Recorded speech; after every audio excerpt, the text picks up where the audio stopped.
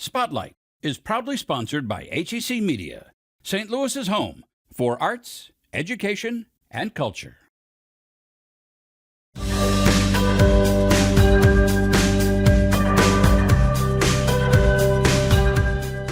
Today on Spotlight, the incredible story of a St. Louis businessman who made a daring move to stop a hijacked plane. Plus, her long-term illness inspires a children's book about the friendship she has with her service dog. And then a program that helps businesses grow. Meet one of them. But first, inside the St. Louis Art Museum and its exhibit that you'll want to visit soon because it's almost over. It's Sunday, and you're watching the multiple Emmy Award-winning Spotlight.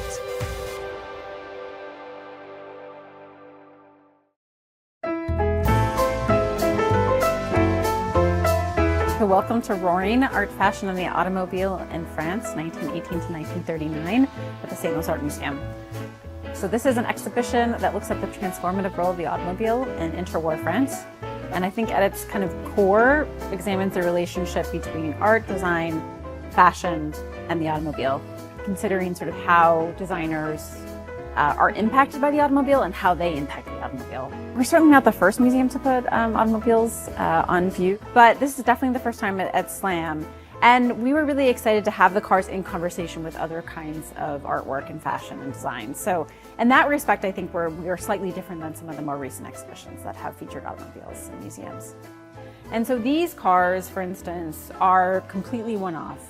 They are somewhat based on, each coach builder had their own sort of style that they were known for. The teardrop shape, for instance, was typical of Joseph Fagoni, who's the coach builder behind this example.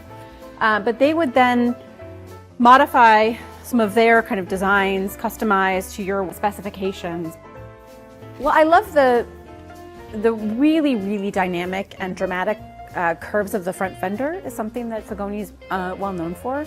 And the French had a specific machine called the 3 olive machine. This was a specific way to shape these panels so that they would have this extremely kind of attenuated curve. And so this is somewhat unusual for cars of this period. They were able really to kind of master the sloping line. I really wanted to choose a Delage car. And part of the reason I wanted to find a Delage that was specific to this kind of era and this model was that Josephine Baker, who was born in St. Louis, owned a similar Delage that she presented at the 1935 Concours d'Elegance in Paris. So we really wanted to sort of celebrate her as a car collector. She was one of the few women that owned the cars that she presented at the concours. So this is a Bugatti Royale. We're really, really lucky to get this on loan from the Henry Ford Museum in Michigan. It rarely travels, so this was quite a thrilling opportunity to show this in St. Louis. It is an absolutely enormous car, as you can see. It's nearly 20 feet long. And it is only one of 6 of the Bugatti Royales that was really ever built, which survives today. We can kind of tie some of the furniture and some of the fashion to this car in interesting ways. You see kind of an emphasis on the sort of elongation of the lines. Sometimes the kind of paint schemes also can reflect the textiles interiors of the period. And certainly we talked about the inclusion of rare woods that you'll see often in interiors as well, and sometimes in the exteriors of the cars too.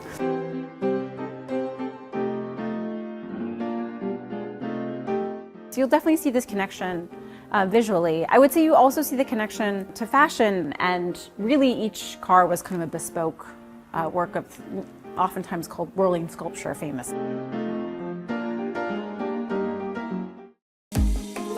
HEC Media.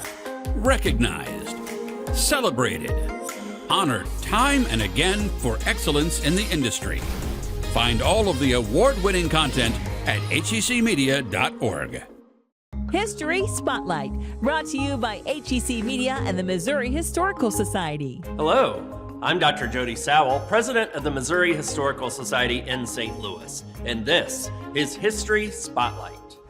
In the 1970s, a St. Louis businessman took matters into his own hands during a plane hijacking. Public historian Adam Kloppe explains how his bold move changed the course of this unforgettable crime. On June 23, 1972, a 30-year-old St. Louis businessman named David Hanley was at a bar listening to the news and getting upset. The top story on the local news that evening was the story of yet another airplane hijacking. This time, the hijacking was based out of St. Louis. Frustrated, Hanley told his friend to be prepared for something that would rock the world, and then he left the bar. The hijacking on June 23rd started in a way fairly typical for that period in American history. As unsettling as this may seem to us today, aircraft hijacking was a fairly common crime at the time. In fact, between 1968 and 1972, more than 130 flights in the United States had been hijacked. The June 23rd hijacking started when a 28-year-old man named Martin McNally boarded a flight in St. Louis.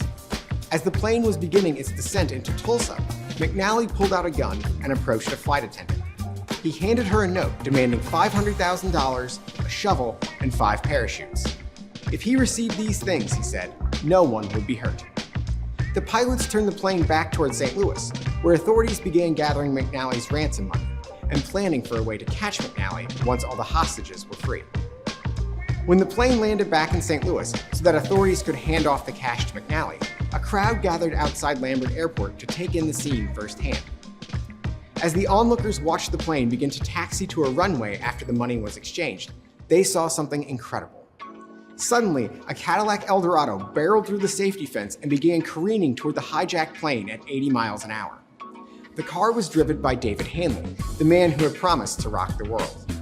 As Hanley pulled even with the nose of the plane, he smashed into the front wheels and ended up jammed under the left wing, stopping the plane in its tracks.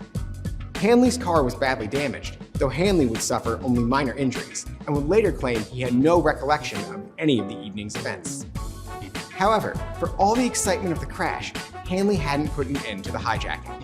No one on board the plane had been hurt, and McNally quickly demanded another plane, or else, he threatened, people would be killed. Authorities found him another 727, which took off from St. Louis in the early morning hours of June 24th. McNally jumped from that plane over Indiana, but lost his bag of money during the descent. Authorities later recovered the bag. McNally himself was arrested 5 days later in Detroit with only $13 to his name. He was released from federal prison in 2010. Next week on History Spotlight, celebrating the 4th of July, St. Louis style. To learn more about the Missouri Historical Society, visit mohistory.org. With every stroke of the bow, every stroke of the brush, with every stroke of genius, the arts make life in St. Louis richer, not just emotionally, but also economically. In our region, the arts create $869 million a year in economic activity, supporting 12,000 jobs, generating $155 million for state and local governments, with more than 8 million annual arts-related visits. That's more than all St. Louis sporting events combined. Whether in a park, on a street, or a wall, experimental or a classic, the arts deserve our support, because the arts help support us. HEC Media is proud to be our region's home for arts, education, and culture, because in St. Louis, the arts mean business. When Sarah Catherine was younger, she told her parents she was going to be a dog until they got her one as a pet. When I took her to the doctor's office, she would bark. My sister's friend had a little brother my age, and he told his aunt, she's weird, she barks.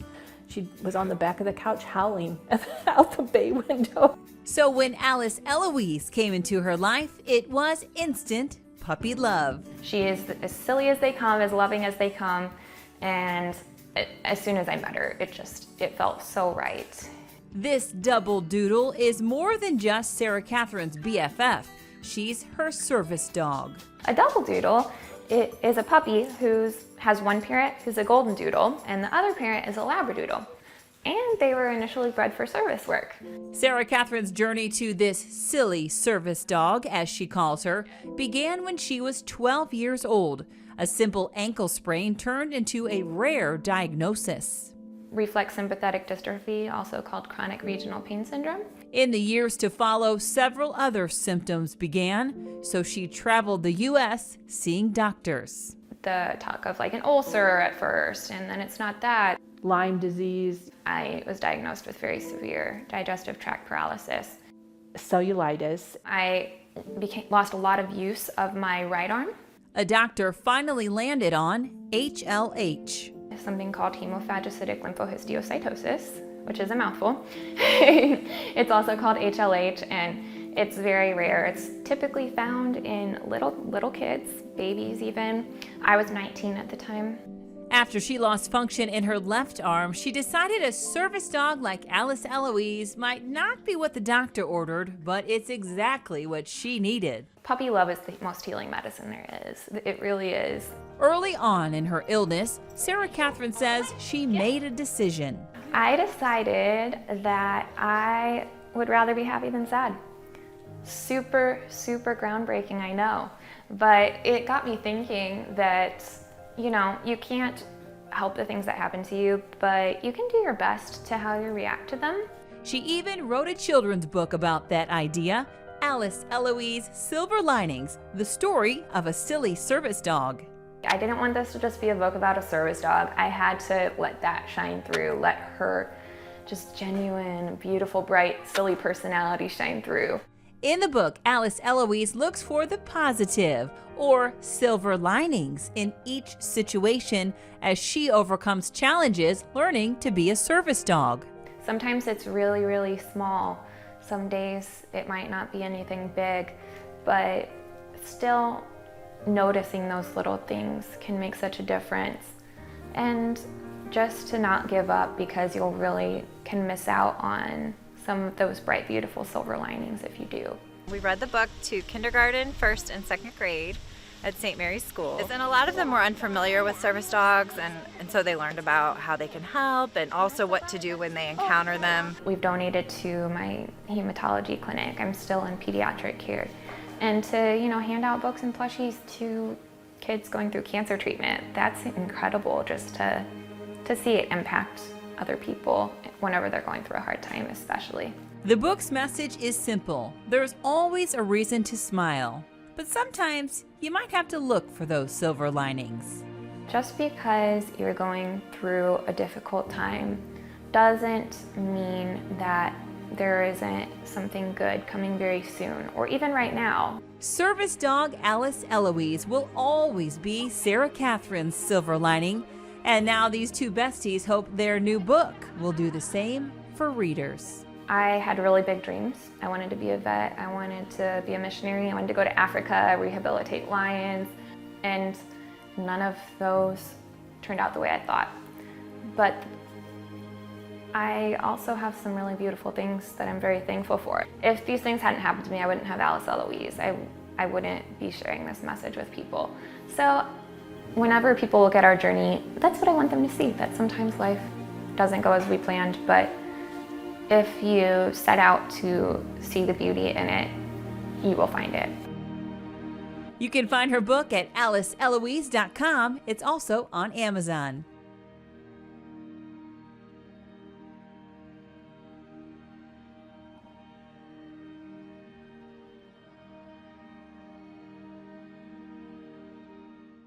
Later on Spotlight, how music is helping the LGBTQIA+ community.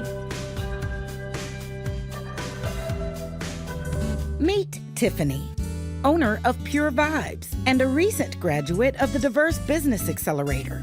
The Diverse Business Accelerator program is an accelerated business growth program for small businesses owned by minorities and women that have an average annual revenue of $500,000. We created a program that allows us to work with businesses as they increase their capacity to take on larger contracts. As for Pure Vibes, they were already thebomb.com, so let's just say that first. But beyond that, Tiffany brought to the program a willingness to learn, which we call coachability. So everything that we shared with Tiffany about building her brand, supporting her efforts to expand the business, she walked away and did it if she wasn't already in the process of doing so before we even recommended it for her. So basically, we helped Tiffany to really build out her brand as she was pivoting her business during COVID, because she pivoted. She went from being just a manufacturing and retail business to also being a worker-owned co-op. A worker-owned cooperative is a company that is owned and operated by its workers. So it's a little bit different in terms of traditional business. There's a guy at the top who has investors and stakeholders. But our stakeholders are our workers because they have a direct pathship to ownership and equity. So not only do they work for a company, but they own the company as well. The Diverse Business Accelerator specifically works with women and minorities for a very good reason. Women and minorities are often the most disadvantaged business owners in any region. They usually lack the networks, the tools, and often the time to just work on their businesses. They are working on businesses that are passion projects often. They're working on businesses that they have developed to meet their personal needs, and by virtue of meeting their personal needs, they started to be able to meet others' needs. Then they just start to grow. So they come into the program and we work with them on really building that out into a business instead of a side hustle or just a niche thing to do. I think we were off to a great start in terms of growing our business, but I would say the Diverse Business Accelerator really equipped me with the necessary tools to perfect my plan, especially in regards to like all of the accounting and the legal resources they provided. It also provided me a moment to step back and work on my business versus in it, like manufacturing. So I think it was very imperative that I had a bird's eye view, right? And looked at the business holistically and see what I could do and change my strategy to grow. Pure Vibes was born in 2013 out of personal necessity. One visit to the doctor kind of changed my life. He was like, you should start exploring vegan and gluten-free options. So that started me to self-audit my entire lifestyle, right? The things I was eating, and not only that, but the products I was using. So I started to search for natural, organic, and gluten-free products. Yet, she only found minimal products available on the market. So, being the entrepreneur that she is, she decided to create her own. I am, I guess, a life learner. It was one of those things, I'm always looking to learn new things.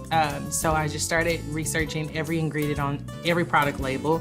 What they say, 10,000 hours makes you an expert. So I just read a lot of books, got into a lot of products, studied aromatherapy, the healing essential oils, and everything just went and naturally flowed. Our company is called Pure Vibes. So not only is it necessary to have like the right ingredients, but it's about how the product makes you feel. So we actually make and manufacture our products here in our studio. So all of our natural cold processed soaps, we blend all the oils, the essential oils, add all of our natural ingredients, such as turmeric and additives, and we just formulate them here. Whether shopping retail or online, customers find Pure Vibes cost-effective. People often think that natural products are fairly expensive, but when you think about actual natural products in the industry, we're fairly priced. And considering that we use all natural organic products and essential oils, we find that we are very competitive in terms of the products in the market. Tiffany is off to a great start and has lofty goals in mind. My goal is to be 100% worker-owned and operated within 5 years. And then the huge goal is to be in Target, Walgreens, and CVS, and not to mention Ulta Beauty. HEC Media, bringing you culture and community. Find all of HEC's positive programming and award-winning content at hecmedia.org. In 2010, HEC Media's president, Dennis Riggs, sat down with the late Senator Kit Bond. Reflecting on his legacy, we share an excerpt from that thoughtful conversation. What attracted you to politics? Somebody said it's corruption of the blood. My parents never encouraged me to get into politics, but when I was elected governor, Mom finally told me the truth. My great-great-grandfather had been in the Assembly Council in 1816 that drafted the Constitution. He represented St. Genevieve in the first Assembly Council in 1821. I think his nephew, Vital Boji, was a U.S. Senator. My great-grandfather ran for state representative on the same ticket as Abraham Lincoln. My grandfather had been prosecuting attorney in Perry County and ran for Congress. So you had no choice, it was in the gene pool. They talked about government and political issues all the time, so our dinner table conversation often focused on major events that are going on, and so I got into the discussions, and I found I was very unusual. Mexico, Missouri is the heart of Little Dixie, and I was one of about 3 admitted Republicans in a high school class of 125. So I had the opportunity to discuss issues, and it whetted my appetite. What's been your proudest moment? If you could point to one thing in your career and say, I'm very proud of having done that, what would it be? Well, I think the battle we had to get parents as teachers established, that was a real battle. I had worked on education issues, and in 1979, when I was gearing up to run again, Arthur Mallory, who had been Commissioner of Education, told me about this wonderful program called Parents as Teachers that was being established in Ferguson, Florissant by Mildred Winter. And the more I learned about it, the more I read about it, the more I thought it had to be done. And I recommended it. 1981, lost. 1982, lost. 1983, lost. My staff said, give up. I said, I'm not going. It passed on the last night of the last session I was governor. And I've watched it grow since that time. I view progress not as the achieving of a single goal, but or success. It's, have you had a successful journey? And I'm very pleased that the people who I've worked with throughout Missouri have helped us achieve many good things. What do you think history and the media is going to say the legacy of Kid Bond is? I can't write my own history. I appreciate the opportunity to talk with you and give my view of it, but there are going to be a lot of people who will make that judgment. I hope they give me a fair view. A few in the media will never give me that view. The vast majority, I hope, will, and certainly the friends that I've made, the people I've worked with, have been more than generous in thanking me and saying good things about what they and I have been able to do working together. I would like to afford you the opportunity to look in the camera back there and address the Missourians who have supported you and worked with you and those who have opposed you, and just say whatever you'd like to say to them as you are leaving public service. Well, to all Missourians, whether you voted for me or not, I appreciate sincerely the opportunities that I have been given to serve this great state, to serve in some positions where we could do a lot of things. It has only been possible because Missourians have given me these opportunities, and for that, I'm deeply grateful. I'm deeply grateful for the friendships I've made, and the friendships are across partisan lines without regard to politics. I view the service that I have been able to provide as the greatest blessing I could seek. And for that blessing, I am humbled and appreciative to all Missourians.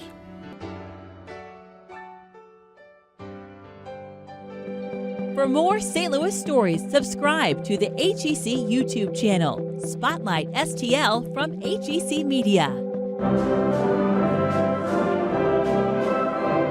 Community bands give lapsed musicians an excuse to dig their old instruments out of the closet. But for members of this community band, it's not just their instruments that have come out. We allow straight people in the band. We don't hold that against them. It's called Band Together, and it's open to anyone who can play an instrument. But it was initially formed to give members of the LGBTQ+ community a safe place to play music and a place just to play. It's a hugely social thing. Hugely. 1, 2, ready, and. Gary Reynolds first put Band Together in 1997.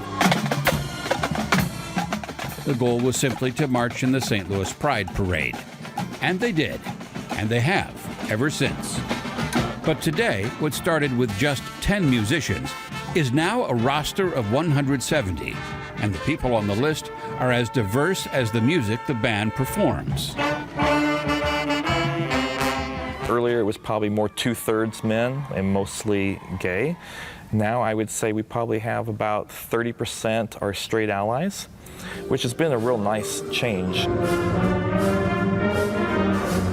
Everybody's entirely welcoming, and we're just a big family.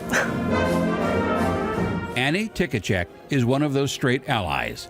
But she says she's had to face some of the same difficulties as many of the gay and lesbian members of the band simply because she is in the band. My mom has kind of given me a side eye, just being like, make sure you don't tell your uncle, or, like, don't invite him, he wouldn't want to go. In the first 5 years of the organization, it was not uncommon for me to have members ask that they didn't have their name listed in the program. When we would march in the Pride Parade, they would ask if they could be positioned in the middle and not on the sides, so that way if the news was covering the parade, that they wouldn't be on camera. At the Mardi Gras parade in 1998, they ended up needing a police escort to finish the route.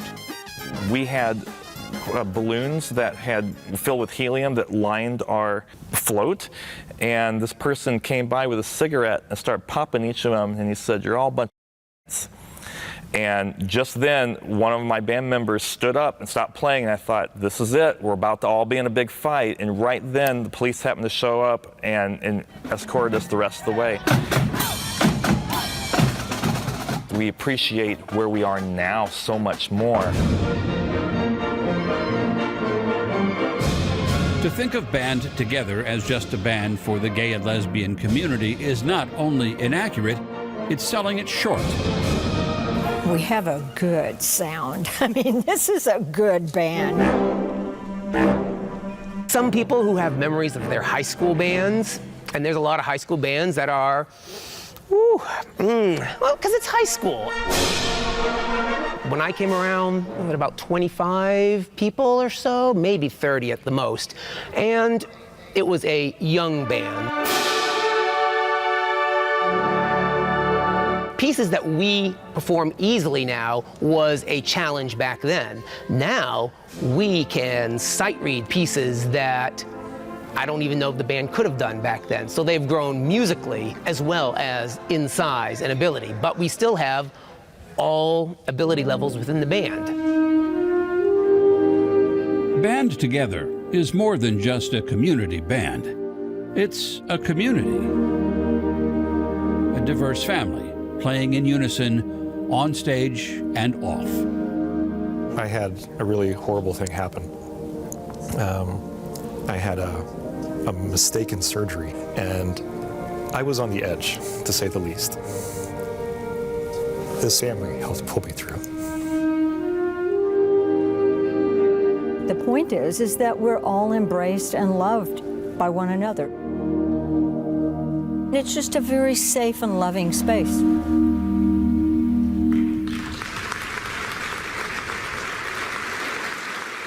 Next week, meet a professional violin maker who uses the same techniques as great masters. Plus, what WashU has to do with a mystery that surrounds the Declaration of Independence. Thanks for watching Spotlight. Join us next Sunday at 9:30 a.m. on KPLR 11.